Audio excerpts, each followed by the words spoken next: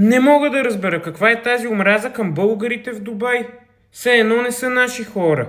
Чета коментари във Facebook и TikTok по дадени видеа, където се показва, че хората са се върнали от Дубай и са на летище Варна и пишат хората, ние им плащаме билетите, те ходят да си веят газа, па ние им плащаме билетите и някакви други такива глупости, което за мен, не знам, не е удачно. В смисъл, логично е, че когато отидеш там, ти си платил билета и за връщане. Поне аз винаги, когато ходя в чужбина, си взимам двупосочен билет за отиване и за навръщане. А пък ми е най-смешно, като почнат хората, че все едно са газари, не знам, топ лукс, топ газария, пиленцата от Монако, като идеш в Дубай. Хора, има екскурзии по 1500 лева в Дубай. Дори декември месец гледах, имаше за 900 лева. Без пари.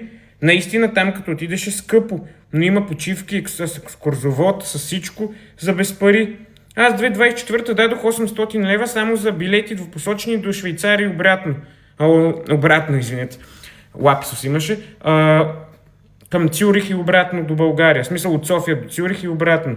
Не говоря там колко съм дал за спане. Хората, които са били в Швейцария, знаят, че там е много скъпо. Не съм сигурен дали Дубай е по-скъпо, може би зависи, но и двете дестинации са доста луксозни, така да се каже. Но за мен най-скъпо ми беше в Дания, в Копенхаген. Не знам защо и аз. Очаквах Цюрих да е по-скъпо, Копенхаген ми беше много по-скъпо. Но както и да е, това не е важното. Въпросът е друг, че няма как да оплюваме и обиждаме хората, това са отишли в Дубай на екскурзия. Те откъде да знаят, че така ще стане? И друго много ме дразни. Бай Гани обича да казва, нали? И сега какво, ако седиме в Дубай една седмица повече, кой ще ни плаща, нали, издръжката там, така да се каже?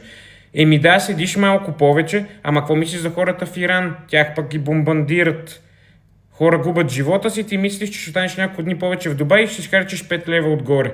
Еми, като нямаш пари, не отиваш в Дубай просто.